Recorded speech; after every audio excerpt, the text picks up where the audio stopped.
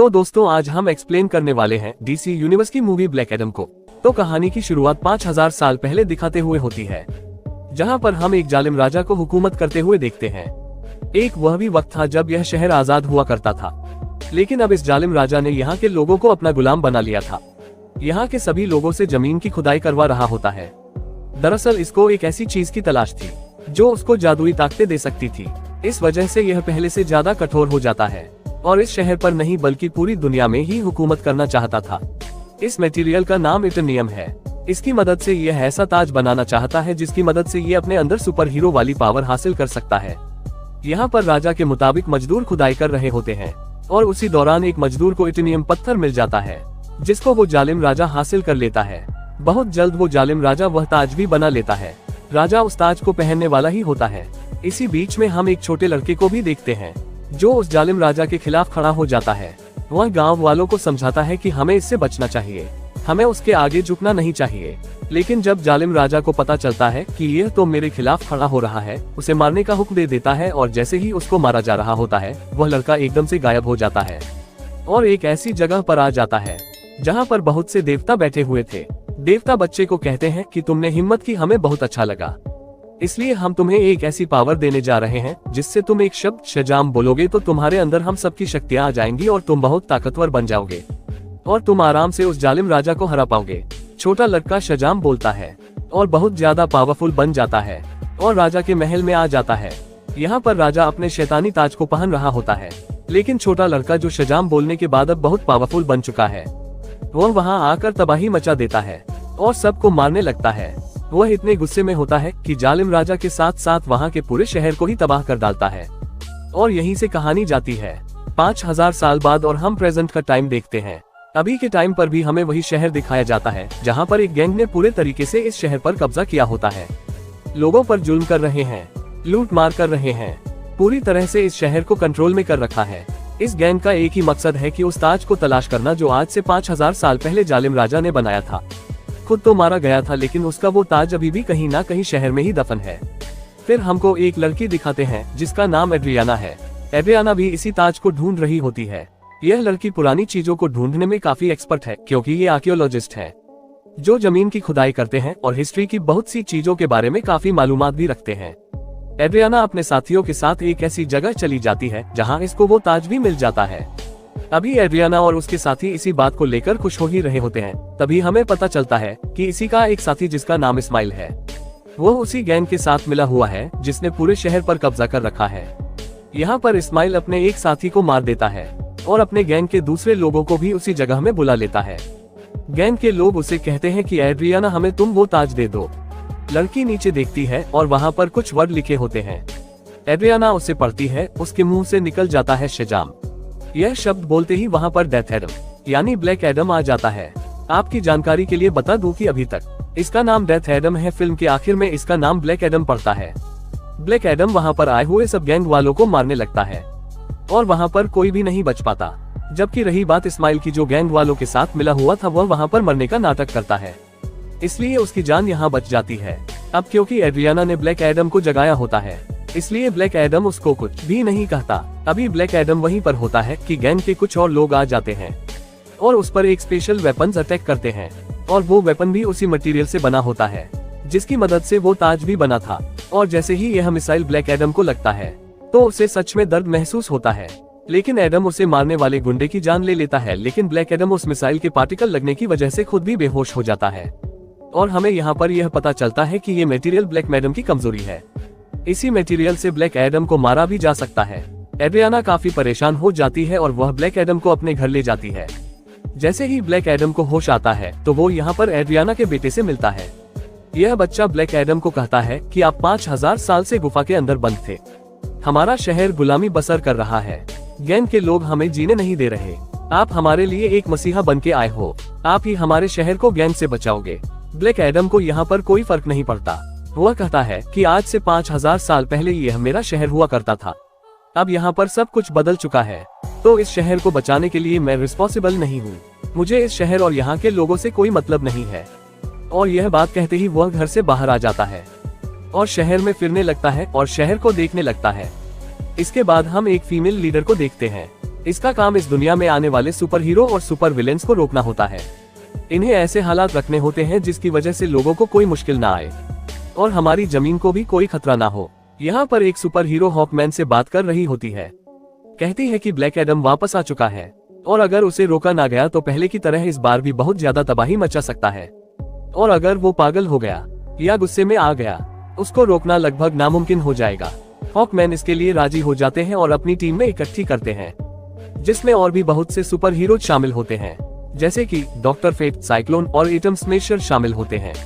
और इन सब की टीम को हम जस्टिस सोसाइटी के नाम से जानते हैं। फिर ये सब मिलकर ब्लैक एडम को पकड़ने के लिए निकल जाते हैं। दूसरी गैंग के कुछ लोग एड्रियाना के घर पहुंच जाते हैं, क्योंकि उन्हें पता था कि वह ताज अभी भी उसी के पास है। वह ताज लेने ही गए थे और जैसे ही वह लोग एड्रियाना की फैमिली पर हमला करने वाले होते हैं तो ब्लैक एडम वहां पर उनको बचाता है। उस गैंग के लोगों को एक बार फिर से मार डालता है। ब्लैक एडम कुछ लोगों से यहाँ फाइट कर ही रहा होता है। अभी उसी वक्त हॉकमैन की बनाई हुई टीम वहां पर आ जाती है और यह सब मिलकर ब्लैक एडम से लड़ाई करने लगते हैं। लेकिन अभी भी ब्लैक एडम इन सब पर भारी था। गैंग के लोग और जस्टिस सोसाइटी की टीम दोनों मिलकर भी इसका कुछ नहीं बिगाड़ पा रहे थे और ब्लैक एडम वहां से चला जाता है। जस्टिस सोसाइटी की टीम एड्रियाना के पास आते हैं और उससे मदद मांगते हैं कि तुम हमारी हेल्प करो उसको पकड़ने में। लेकिन एड्रियाना कहती है कि तुम तब कहाँ थे जब हम पर यह जुल्म हो रहे थे। ब्लैक एडम ही है जिसने हमें बचाया। जब मैं मरने वाली थी तो ब्लैक एडम ने ही मुझे बचाया था। जस्टिस सोसाइटी के लोग कहते हैं जिसको तुम समझ रही हो कि वह तुम्हारी हिफाजत कर रहा है, असल में वो बहुत खतरनाक है। आज से 5000 साल पहले भी उसने हमारे इसी शहर को पूरी तरीके से तबाह कर दिया था। और ये सारी बातें बोलकर एड्रियाना को मना लेते हैं और इसीलिए एड्रियाना सबको ब्लैक एडम के पास ले जाती है ताकि सब लोग बैठकर आपस में बात कर सके और दोनों एक दूसरे की बातों को समझ सके और इनकी आपस की लड़ाई आपस में खत्म हो जाती है। दूसरी तरफ स्माइल, जो एड्रियाना का साथी था, एड्रियाना के घर में जाता है ताकि वो ताज वहाँ पर ढूंढ सके और उसका इस्तेमाल अपने लिए कर सके। लेकिन जब उसे ताज नहीं मिलता तो वह गुस्से में एड्रियाना के बेटे को अपने साथ ले जाता है। काफी चालाकी से इसका बेटा अपनी मदर यानी एड्रियाना को फोन कर देता है और सब कुछ बता देता है कि उसे किडनैप कर लिया गया है। इधर एड्रियाना काफी परेशान हो जाती है, इसलिए यह जस्टिस सोसाइटी और ब्लैक एडम से हेल्प मांगती है। एड्रियाना कहती है मेरे बेटे को वापस लाने में मेरी मदद करो। दोनों राजी भी हो जाते हैं और मिलकर उसके बेटे को ढूंढने लगते हैं। यहीं पर हॉकमैन गैंग के 2 आदमियों को पकड़ लेता है और मार के पूछता है तो उन्हें पता चलता है कि स्माइल ने उसके बेटे को खुफिया जगह में रखा है, जो कि एक रेगिस्तान में है। ब्लैक एडम और जस्टिस सोसाइटी उस जगह पर पहुंचते हैं तो देखते हैं कि स्माइल ने उसके बेटे पर गन पॉइंट की हुई है। यहाँ पे स्माइल बताता है कि वह गैंग जो पूरे शहर में तबाही मचा रही है, वे सब गुंडे मेरे लिए ही काम करते हैं। स्माइल कहता है कि अगर तुम्हें अपने बेटे की जान बचानी है तो मुझे वो ताज दे दो। एड्रियाना वह ताज स्माइल को दे देती है जिससे उसके बेटे की जान बच सके, लेकिन इसके बावजूद भी स्माइल उस बच्चे पर गोली चला देता है। जैसे ही ब्लैक एडम यह देखता है तो वह स्पीड से उड़ता हुआ उसके आगे आकर उस बच्चे की जान बचा लेता है। यहाँ पर एडम को गुस्सा आता है और वह स्माइल को अपनी लाइटनिंग से जलाकर पूरी तरीके से खत्म कर डालता है। इसके बाद ब्लैक एडम हॉकमैन से मिलता है और उसको एक बहुत बड़ा राज बताता है। वो बताता है कि आज से 5000 साल पहले वह लड़का जिसने राजा के खिलाफ आवाज उठाई थी, वो मैं नहीं था बल्कि वो मेरा बेटा था। जब जालिम राजा मेरे बेटे को मार रहा था तब उसी वक्त मेरा बेटा वहाँ से गायब हो गया था। इस चीज को देखते हुए जालिम राजा को बहुत गुस्सा आया और अब वो मेरे बेटे को तो ढूंढ नहीं पा रहा था, तो उसने मुझे और मेरे घर वालों को पकड़ लिया और हमें बहुत मारा पीटा। उसने हमें इतने बुरे तरीके से मारा जितने बुरे तरीके से कोई जानवरों को भी नहीं मारता। देखते ही देखते मेरी वाइफ वहीं पर मारी गई और मैं भी तकरीबन मरने ही वाला था। तभी मेरा बेटा मेरे पास वापस आ गया। उसके पास बहुत सी शक्तियाँ थी, उसने अपनी सारी पावर मुझे दे दी। अभी हम दोनों बात कर ही रहे थे, तभी जालिम राजा के लोगों ने एक बार फिर से हम पर हमला कर दिया। वहाँ पर मैं तो बच गया क्योंकि मेरे पास बहुत सी शक्तियाँ थी, लेकिन मेरा बेटा मेरी आंखों के सामने ही मारा गया। अपने बेटे को मरता हुआ देखकर मैं आग बबूला हो गया। मुझे बहुत गुस्सा आया और मैंने जालिम राजा और उसके लोगों को मार दिया, लेकिन वह शक्तियाँ मेरे काबू में नहीं रही। मैं उन्हें कंट्रोल ही नहीं कर पाया और देखते ही देखते यह पूरा शहर मेरे ना चाहते हुए तबाह हो गया। मेरा ऐसा करने की वजह से उन देवताओं ने जिन्होंने मेरे बेटे को शक्ति दी, वे सब मुझसे नाराज हो चुके थे। मैंने अपनी पावर का मिसयूज किया था, मैंने अपनी पावर को कंट्रोल में नहीं रखा, इसलिए उन्होंने मुझे उस गुफा में बंद कर रखा था और मैं कई हजार साल तक उस गुफा के अंदर बंद रहा।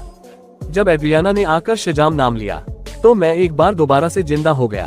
ब्लैक एडम कहता है कि अभी भी उसको बहुत अफसोस होता है कि उसकी वजह से बहुत ज्यादा तबाही मची। और बहुत से लोग मारे गए। वो हॉकमैन को कहता है कि मैं सरेंडर करना चाहता हूँ, मैं अपनी पावर खत्म करके आप लोगों के हवाले करना चाहता हूँ ताकि मेरी वजह से किसी को कोई नुकसान ना पहुँचे। इसके बाद ब्लैक एडम शजाम शब्द बोलता है, जिससे वह वापस से अपनी एक आम इंसान बन जाता है। अब उसके पास कोई भी पावर नहीं है। अब जब तक यह दोबारा शजाम नहीं बोलेगा तब तक यह वापस से ब्लैक एडम नहीं बन सकता। इसलिए ब्लैक एडम रिक्वेस्ट करता है कि मेरे साथ कुछ ऐसा करो कि मैं दोबारा से यह शब्द बोल ही ना सकूं। ब्लैक एडम को पानी के अंदर डाल दिया जाता है और उसके मुंह में ऐसी डिवाइस लगा दी जाती है जिस वजह से यह बोल ही ना पाए।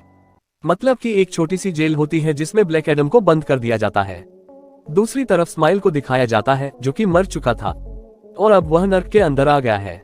इस्माइल को ये बात शुरू से पता थी कि अगर वह उस ताज की ताकत को हासिल करना चाहता है तो उसका तरीका यह है कि उसको वह ताज अपने हाथ में पकड़ना होगा और उसी वक्त कोई ना कोई उसको मारेंगे तो वह मर जाएगा और जहन्नुम में आने के बाद उसे शैतान की शक्तियां मिल जाए। इसीलिए उसने ब्लैक एडम को उकसाया था। उसको पता था कि जब वो एड्रियाना के बेटे को मारेगा तब ब्लैक एडम जरूर उसे बचाएगा और मुझे मार डालेगा और उसी वक्त ताज भी उसके हाथ में ही होगा। ये सब स्माइल का प्लान था और सब कुछ इसके प्लान के मुताबिक ही हो रहा था। अब यहाँ पर इस्माइल के पास बहुत सी शक्तियाँ आ जाती हैं और स्माइल अब पहले जैसा इंसान नहीं था। अब वो एक शैतान बन चुका होता है जो इस दुनिया में आ जाता है और हर तरफ तबाही मचाने लगता है। जैसे ही ये बात जस्टिस सोसाइटी को पता चलती है तो उसके मुकाबले के लिए इसके सामने आ जाते हैं। काफी देर लड़ाई चलती रहती है लेकिन इस्माइल बहुत ज्यादा पावरफुल था, इसलिए ये सब मिलकर भी उसको नहीं रोक पा रहे थे। सोसाइटी के एक्टिव मेंबर जिनका नाम डॉक्टर फेट है अपनी मल्टीपल फॉर्म्स में आते हैं और अपनी पावर्स का इस्तेमाल करते हुए उसको मारने की कोशिश करते हैं, लेकिन फिर भी कामयाब नहीं होते और बहुत जल्द ही यह सब समझ जाते हैं कि इसको ब्लैक एडम के अलावा और कोई नहीं हरा सकता। यहाँ पर डॉक्टर फेट अपनी पावर्स से ब्लैक एडम से बात करने लगते हैं और उसको बताते हैं कि हमें तुम्हारी हेल्प की जरूरत है और यह लोग यहीं से उसकी काफी हेल्प करते हैं ताकि वह खुद को आजाद करवा सके। और ब्लैक एडम भी वहां से निकलकर कुछ सोल्जर को मारता है, फिर पानी से बाहर आता है और बाहर आते ही सीधा शजाम बोलता है, जिसकी वजह से उसको ब्लैक एडम की पावर मिल जाती है और जल्दी से वहां जाने लगता है। दूसरी तरफ सोसाइटी के लोग अभी भी उस शैतान से लड़ रहे होते हैं और इसी दौरान उनका एक साथी डॉक्टर फेट वहीं पर अपनी जान से हाथ धो बैठता है, यानी कि डॉक्टर फेट मारे जाते हैं। हॉकमैन को काफी ज्यादा गुस्सा आ जाता है और जस्टिस सोसाइटी के मेंबर्स मिलकर उस शैतान से लड़ते हैं, लेकिन इनकी कोशिशें कुछ ज्यादा कामयाब नहीं होती। लेकिन उसी वक्त वहां पर ब्लैक एडम भी आ जाता है। अब ब्लैक एडम और उस शैतान की काफी लड़ाई होती है। फाइट काफी टक्कर की थी और वक्त के साथ ऐसा लग रहा था कि सिर्फ एडम ही है जो उसको हरा सकता है। कुछ ही देर के बाद ब्लैक एडम को गुस्सा आता है और एडम उस शैतान के सर को पकड़कर उसके 2 हिस्से कर डालता है, फिर उसको बीच से फाड़कर आखिरकार उस शैतान की जान ले लेता है, यानी उस शैतान की मौत हो जाती है। फिर सब कुछ ठीक होने लगता है। शहर के लोग ब्लैक एडम को अपना मसीहा मानने लगते हैं। वह सब इस बात को मान लेते हैं कि ब्लैक एडम ने हमें और हमारे शहर को बचाया और इसी के बाद डेथ एडम का नाम ब्लैक एडम पड़ जाता है। इसके बाद हम उसी लेडी को देखते हैं जिसने जस्टिस सोसाइटी की टीम को बनाया था ताकि वे ब्लैक एडम को रोक सके। वो लेडी ब्लैक एडम को कहती है कि ठीक है, तुम्हें जो करना है वो करो, तुम इस शहर के लोगों के मसीहा बनो, उनका ख्याल रखो, पर अगर तुम इस शहर से बाहर आए तो तुम्हारे लिए अच्छा नहीं होगा। ब्लैक एडम उसको देखता है और कहता है कि मुझ पर कोई हुक्म नहीं चला सकता। उसका जब भी कुछ भी करने को दिल करेगा वह अपनी ही मर्जी करेगा। लेकिन तभी वह लेडी बोलती है, तुम ठीक कह रहे हो कि तुम्हें इस दुनिया में रहने वाला तो शायद कोई नहीं रोक सकता, लेकिन मैं किसी ऐसे को जानती हूँ जो हमारी दुनिया से नहीं है। ब्लैक को गुस्सा आता है और वो स्क्रीन को ही तोड़ देता है जिससे वह लेडी बात कर रही थी। स्क्रीन के टूटने से हर तरफ धुआं ही धुआं होने लगता है और तभी वहां आता है सुपरमैन। सुपरमैन ब्लैक एडम को कहता है कि हमेशा बैठकर बात करनी चाहिए और यहाँ पर सुपरमैन के यह कहते ही इस मूवी की कहानी यहीं पर खत्म हो जाती। तो कैसी लगी आपको हमारी एक्सप्लेनेशन कमेंट सेक्शन में जरूर बताइएगा। साथ ही वीडियो को लाइक करके चैनल को भी सब्सक्राइब जरूर कीजिएगा। धन्यवाद।